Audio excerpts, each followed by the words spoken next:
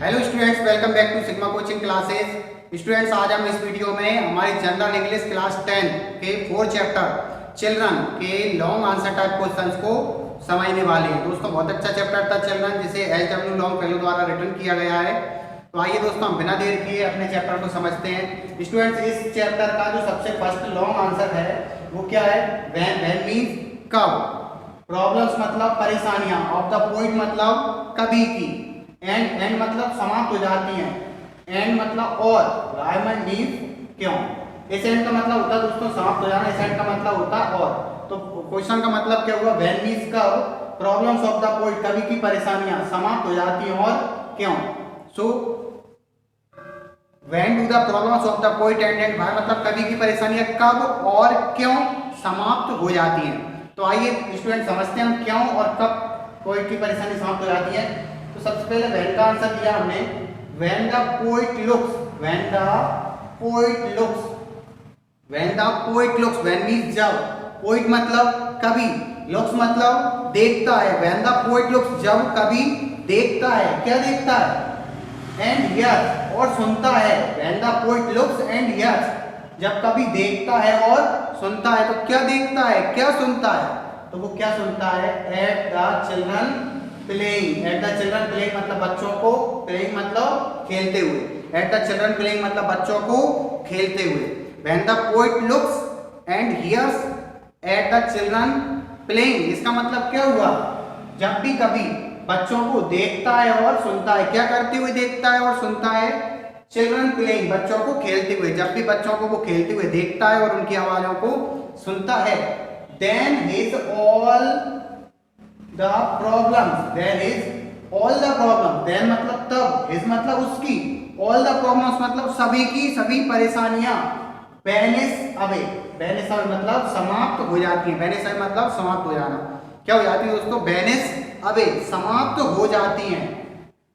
Because, क्योंकि he gets everything, because he gets everything, because मतलब क्योंकि, he मतलब वह, gets मतलब प्राप्त कर लेता है, पा लेता है, everything मतलब सब कुछ, सब कुछ पा लेता है वह, because he gets everything after a cares, after a cares from a child, after मतलब बाद में, बाद में, किसके बाद? केयर्स, केयर्स का मतलब होता है दोस्तों एक स्मूथ टच, एक जेंटल टच, एक बहुत ही प्यारा सा स्पर्श, फ्रॉम अ चाइल्ड, एक बच्चे से। तो जब भी कोई बच्चा उसे आकर एक बार केयर्स कर देता है, मतलब कि उसे एक बार टच कर लेता है, तो उसे उस बच्चे के टच के द्वारा दुनिया की सभी चीजें मिल जाती हैं और वो अपनी सारी परेशानियों को भूल जाता है। एक बार और रिपीट कर लेते हैं दोस्तों हम आंसर को। आंसर क्या है हमारा? When the poet looks and hears, when the poet looks and hears, जब भी कभी देखता है और सुनता है। किस चीज को देखता है, किस चीज को सुनता है? एट द चिल्ड्रन प्लेइंग, बच्चों को खेलते हुए। Then his all the problems, तब उसकी सभी की सभी परेशानियां, वैनिश अवे, समाप्त हो जाती हैं। क्या हो जाती हैं? वैनिश अवे हो जाती है, समाप्त हो जाती हैं। And because he gets, because he gets, क्योंकि वह प्राप्त कर लेता है, गेट कर लेता है, पा लेता है, एवरीथिंग सब कुछ, after a cares from a child, एक बच्चे के जेंटल स्पर्श के द्वारा, एक बच्चे के केयर्स के, एक बहुत ही प्यारे से स्पर्श के द्वारा। दूसरा क्वेश्चन समझते हैं स्टूडेंट। सेकंड क्वेश्चन है हमारा, हाउ मतलब कैसे, हाउ मतलब कैसे, does the poet compare, poet मतलब कभी, कंपेयर मतलब तुलना करता है। How does the poet compare, कभी कैसे तुलना करता है? हिज हार्ट, हिज हार्ट मतलब अपने हृदय की, with that of the children, with that of the children मतलब बच्चों के हृदय के साथ। How does the poet compare his heart with that of the children, बच्चों के हृदय के साथ जो कभी है वो अपने हृदय की तुलना किस प्रकार करता है, कैसे करता है? तो दोस्तों देखिए, इसका आंसर ही बहुत सरल सा है। क्या हो जाएगा?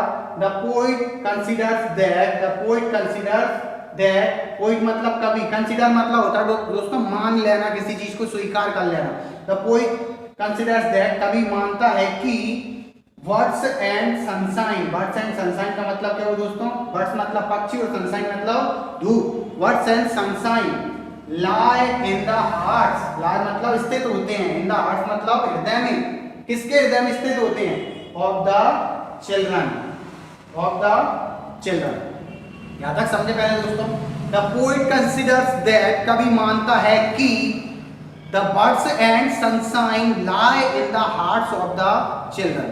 जो पोइट है वो ये मानता है कि बच्चों के हृदय में बर्ड्स और सनशाइन होते हैं, धूप और पक्षी होते हैं।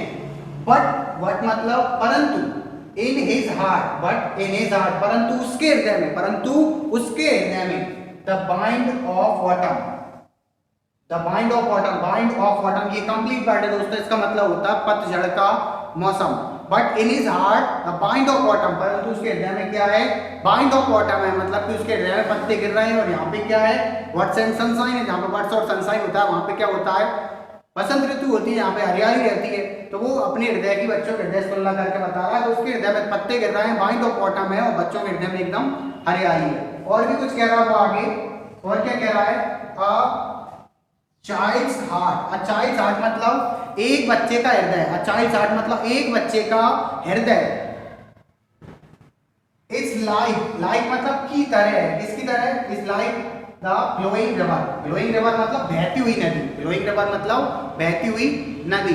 अ child's heart is like the flowing river, एक बच्चे का जो हृदय है वो एक बहती हुई नदी के समान है। दोस्तों आपने एक बात नोटिस की होगी, यहाँ पे चाइल्ड के बाद ये कॉमा और एस लगा हुआ है। इस कॉमा का मतलब होता है एपिस्ट्रॉफी और एस का मतलब तो ऐसे ही होता है। तो जब कॉमा और एपिस्ट्रॉफी एक साथ लग जाते हैं तो इसका मतलब हो जाता है का, की, क्या के।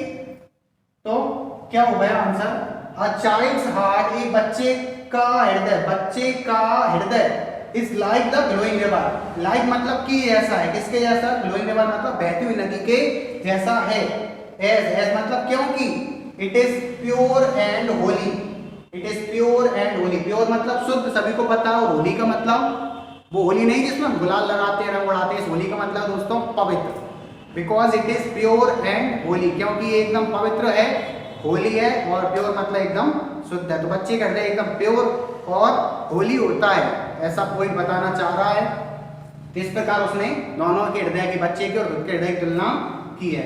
नेक्स्ट क्वेश्चन देखते हैं दोस्तों, नेक्स्ट क्वेश्चन हमारा, what does the poet want, what मतलब क्या, पोइट मतलब कवि, वांट मतलब चाहता है। What does the poet want, कवि क्या चाहता है, द चिल्ड्रन, चिल्ड्रन मतलब बच्चों से, टू विस्पर, विस्पर मतलब फुसफुसाना, विस्पर मतलब किसी कान के पास जाके अतरा के कुछ बोलते हैं ना, कोई दूसरा ना सुने, उसे हम विस्पर बोलते हैं। तो what does the poet want the whisper, कवि क्या चाहता है बच्चों से, टू विस्पर, विस्पर करवाना, इन हिज ईयर, इन ईयर्स, ईयर्स मतलब अपने कानों में। जैसी क्या बात है जो पोइट चाहता है बच्चे आए और उसके कानों में आकर विस्पर कर दे, तो वो क्या बात है जो पोइट विस्पर करवाना चाहता है। तो देखिए दोस्तों, the poet wants the children to whisper in his ear, क्या करता हमने क्वेश्चन ही क्वेश्चन लिख दिया, कहां से नोट कर दिया, यहां से नोट कर दिया, इसमें एस लगा दिया। तो दोस्तों आप याद रखना, जब भी डज हेल्पिंग वर्ब आ जाए क्वेश्चन में, जब भी क्वेश्चन में डज हेल्पिंग वर्ब आ जाए, तो जब आप आंसर लिखोगे तो आपको वर्ब में एस तो लगाना ही लगाना है। तो हमने पूरा ऐसे क्वेश्चन बता दिया, पहले द पोइट वांट्स, इसमें एस लगा दिया, इसमें क्या लगा दिया हमने, एस लगा दिया, और वो इसलिए क्यों, डज हेल्पिंग वर्ब की। तो क्या हुआ है, the poet wants the children to whisper in his ear, इतना तो हमने क्वेश्चन में से लिख दिया, कभी बच्चों से चाहता है उसके कान में आकर वो फुसफुसाएं। अब क्या फुसफुसाएं वो हमें बताना है। व्हाट, व्हाट मतलब यहाँ पे क्या नहीं है दोस्तों, यहाँ पे व्हाट का मतलब है जो, व्हाट मतलब जो।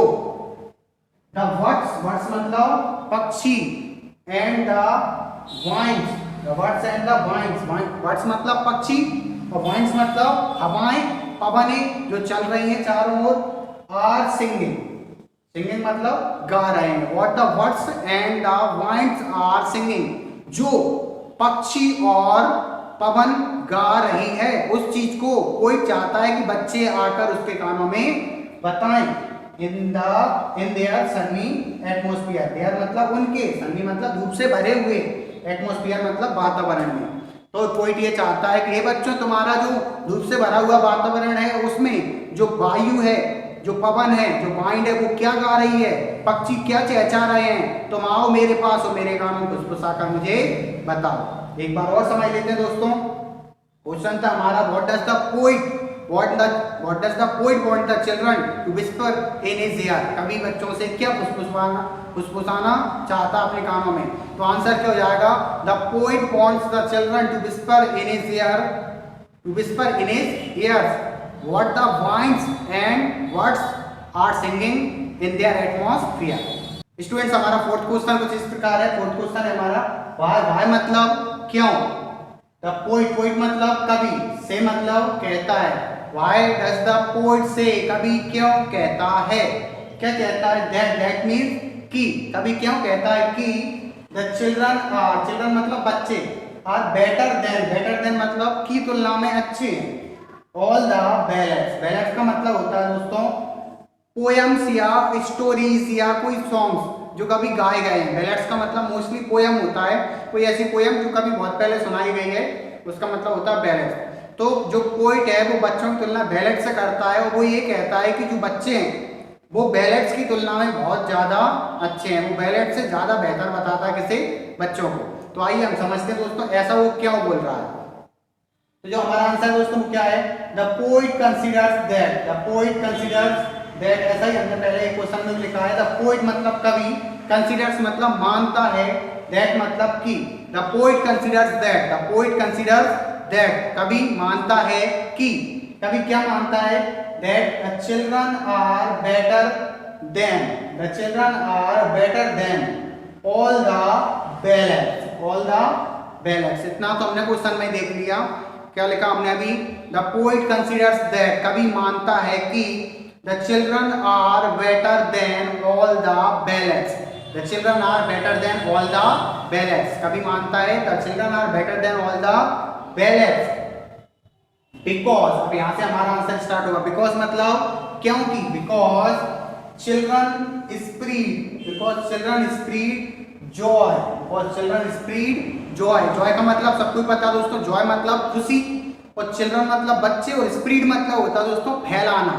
बिकॉज द चिल्ड्रन स्प्रीड, क्योंकि बच्चे फैलाते हैं, क्या फैलाते हैं, जॉय फैलाते हैं, खुशी फैलाते हैं। आपने देखा वो बच्चे यहाँ पे भी जाते हैं, वहां हंसी खुशी का माहौल बन जाता है। तो चिल्ड्रन स्प्रीड जॉय, बच्चे खुशी फैलाते हैं। And relieve us, and relieve us, और रिलीव अस मतलब हमें रिलीव कर देते हैं, फ्री कर देते हैं, हमें बिल्कुल टेंशन फ्री कर देते हैं। किस चीज से, from all misfortunes, from all misfortunes. Misfortunes का मतलब हुआ दोस्तों दुर्भाग्य, मिसफॉर्च्यून्स मतलब दुर्भाग्य। And relieve us from all misfortunes, और हमें सभी दुर्भाग्यों से, सभी घटनाओं से, सभी बुरी चीजों से क्या कर देते हैं, रिलीव कर देते हैं, बचा लेते हैं।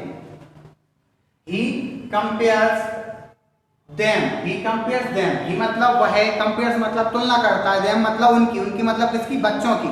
ही कंपेयर्स देम, वह उनकी तुलना करता है, to the sweetest song, to the sweetest song. Sweetest song मतलब बहुत ही मीठे मीठे सॉन्ग से, ऐसे सॉन्ग से जिन्हें सुनने पर हमें बार बार मन करता है उन्हें सुनने का। तो उन्हीं स्वीटेस्ट सॉन्ग्स के साथ बच्चों की तुलना पोइट द्वारा की जाती है। एज मतलब क्योंकि children are living poems, children are living poems, क्योंकि जो बच्चे हैं वो जीवित, पोएम्स मतलब कविताएं। बिकॉज या एज कुछ भी लिख सकते हैं आप, as children are living poems, क्योंकि बच्चे जीती जागती कविताएं हैं। बच्चे क्या हैं, लिविंग पोएम्स हैं, जीती जागती कविताएं। And everything else, and everything else, everything else का मतलब वो बाकी का सब कुछ, बाकी का सब कुछ इज लाइफलेस, क्या है, जीवन रहित है। इज लाइफलेस, लाइफलेस मतलब जीवन रहित है, मतलब बच्चे ही हैं जो भी है, उनके अलावा जो भी है वो सब लाइफलेस है। एक बार और रिवाइज कर लेते हैं दोस्तों हम क्वेश्चन और आंसर को। क्वेश्चन था हमारा, why does the poet say that the children are better than all the ballads, कभी ऐसा क्यों कहता है कि जो बच्चे हैं वो सभी बैलेट से ज्यादा बेहतर हैं, सभी कविताओं से ज्यादा अच्छे हैं। तो आंसर है हमारा, the poet considers that the children are better than all the ballads, कभी ऐसा मानता है क्योंकि बच्चे सभी कविताओं से ज्यादा बेहतर हैं। बिकॉज, बिकॉज मतलब क्योंकि, because children spread joy, because children spread joy, क्योंकि बच्चे खुशी फैलाते हैं, because children spread joy. And relieve us from all the misfortunes, और हमें सभी दुर्भाग्यों से बचा लेते हैं। क्या हो जाता है, हमें सभी मिसफॉर्च्यून से बचा लेते हैं। और पोएट आगे कह रहा है, he compares them to the sweetest song, he compares them to the sweetest song, वह बच्चों की तुलना स्वीटेस्ट सॉन्ग से करता है। As children are living poems, क्योंकि बच्चे जीती जागती कविताएं हैं। एंड एवरीथिंग एल्स लाइफलेस, और उनके अलावा जो भी है वो सब क्या है, लाइफलेस है। तो दोस्तों मैं आशा करता हूँ कि आपको ये वीडियो पसंद आई होगी। ये क्वेश्चन अच्छे समझ में आ गए होंगे। अगर अच्छे समझ आ गए हैं तो आप इन्हें नोट कर लीजिए, लिख लीजिए और पढ़ते रहिए। और हमारे चैनल को इसी प्रकार देखते रहिए। अगर आप नए हैं तो आप सब्सक्राइब कर सकते हैं चैनल को, जिससे आपको अगली वीडियो की जो नोटिफिकेशन है वो जल्द से जल्द आपके पास पहुंच जाएगी। और दोस्तों एक चीज़ और कि आपको इधर इस तरफ एक ऐसा साइन दिख रहा होगा, ऐसा। अगर आप इस साइन पर क्लिक करेंगे और डिस्क्रिप्शन खुल जाएगा और डिस्क्रिप्शन में आपको इस चैप्टर की और भी जो पुरानी वीडियोस हैं वो सभी मिल जाएंगी। तो आप एक बार डिस्क्रिप्शन में जाकर जरूर उन वीडियोस को देखें। और थैंक यू।